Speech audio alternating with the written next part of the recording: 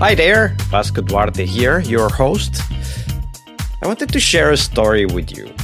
You know how sometimes Agile just feels like following another checklist? When processes and frameworks feel more important than what we are trying to achieve, and sometimes even like handcuffs. I was talking to a customer of the Global Agile Summit, and he used a term that I kind of stuck in my mind. He said, "I have agile fatigue."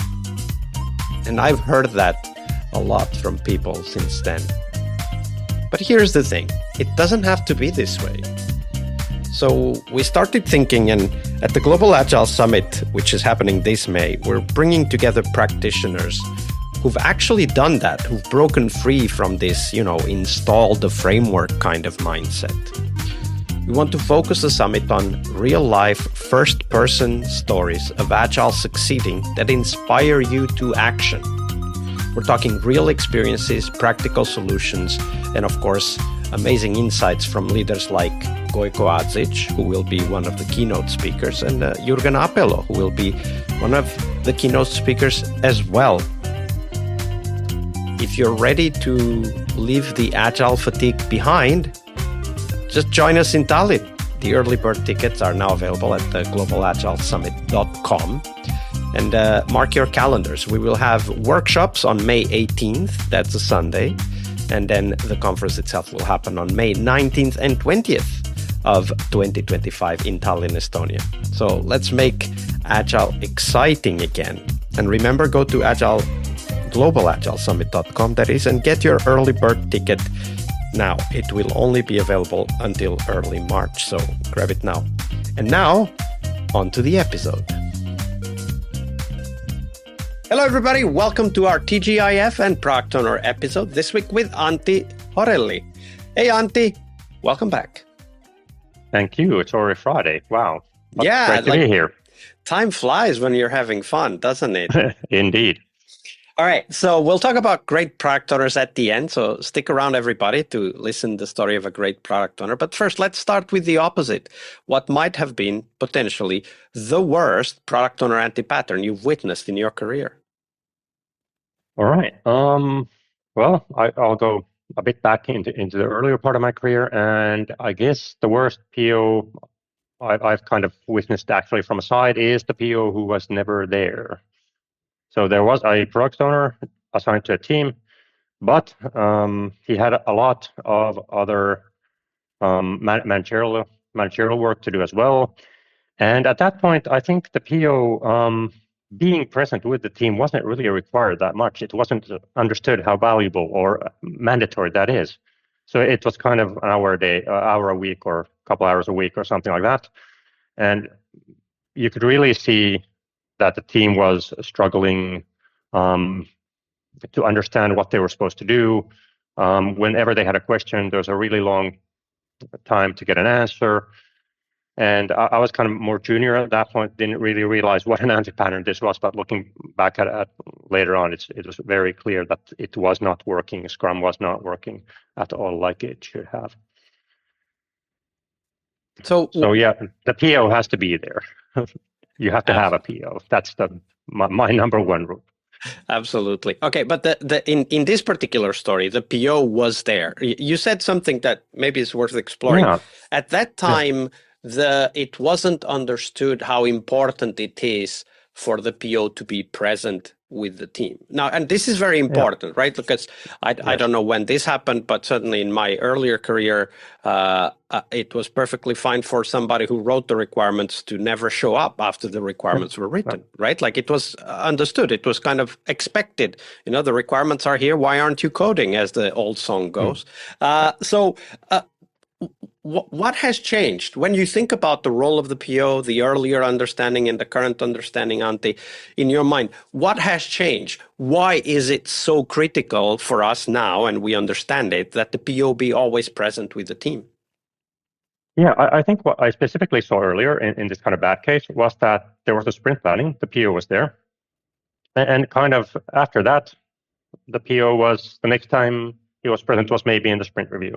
And at that point, the PO kind of came in and gave a thumbs up or a thumbs down, like, was this what I ordered or not? And that was about it. And the first time after that, when I saw kind of what I now consider a proper PO who sat with the team, was there throughout the sprint, helped the team understand what they were doing, answered all the millions of little questions that pop up during development, that was kind of a real eye opener for me, because kind of the original one was how I kind of thought that this is kind of what it's supposed to be, and then it was like, wow, okay, I was wrong. I didn't understand my Scrum. So I think, and the main thing behind that is that the work we're doing is so complex, you can't really define the end result, the goal, the path there, certainly not beforehand. So you have to have the business knowledge inside the team, with the team, to be able to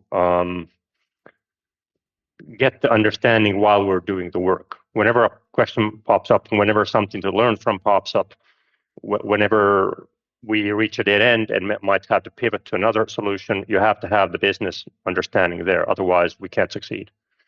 And you can't do that with the minimal amount of interaction with the PO. That's kind of my bad example. So I really like what you just said, right? Like the things that we need to do are so complex that it is very hard to define upfront what needs to be delivered in the end. So for me, this phrase is very important.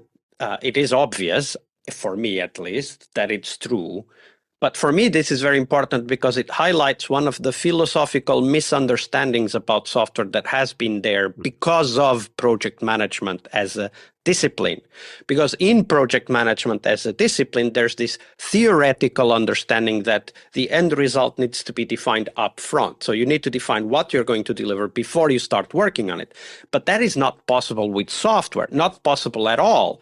In fact, one would say that even talking about defining what we need to do is wrong in software. In software, we must discover what we need to do. As Woody Zuil, my friend, usually says, it is in the doing of the work that we discover the work that must be done. Yeah. And accepting that totally transforms the role of the person who is, and here's the key, making the decisions. Because the product owner isn't telling the team what to do. They are making decisions about what not to do, and of course, therefore, also what to do during the execution of the work. And I think that this is incredibly important for us to realize that software deliveries are discovered, not defined. Oh yeah, that's a lot of really good wisdom there. I love that that quote you had. One thing I think we're doing pretty well nowadays, and the teams I'm working with right now are doing very well, is that we moved away from the idea that the PO kind of gives the team what they do, defines them what they do, and we have had this strong product discovery happening, which the whole team participates in, at least to some level, so that they get at least the high level understanding of what's happening in the discovery, why the decisions are they are, why are we eventually choosing to go for this solution to the problem we have. And I think that's been a huge shift in kind of the thinking, the way we think about product development. And like you said, we very concretely discover what we need to do. When we start, we only have a goal or a problem or something like that. Then we discover the solution during the work. I think that's big. Yeah, I totally agree. In fact, I think there's a whole episode just on that topic alone. But we don't have time for that because we do need to talk about what great product owners do. So Antti, share with us the best product owner you've ever worked with. How did they work? All right. Opposite of what I said earlier, they are very much present, very much with the team. They're there to give their knowledge to the whole team as is necessary. But also another aspect, I think, is that the role of a product owner is pretty tough. When I think about Scrum, sometimes I think that the way Scrum kind of helps the team work is that all the messiness, all the uncertainty about product development is kind of abstracted behind the product owner. The product owner takes care of all of that, and then the team can kind of do the tech. Well, as I said earlier, I really like the product discovery and that type of thing. And I do think the PO role can be a bit overwhelming if it's, at least in many situations. So I do like if there's a product owner who is able to spread their responsibility, or maybe it's not them doing it, but the team spreads the responsibility so that it's not the PO taking care of everything that you can think of a product owner taking care of. You have your QA who can understand the user quite well. You have a business analyst who can do some things. You have a designer who is the specialist in user interaction, understanding user needs. All of that can help the PO, and having good cooperation with these other roles, or maybe just the developers who are senior and or interested in the business. Having all that there, and the PO being kind of a how do you say, a mismatch or a kind of spread over multiple people, taking care of that side.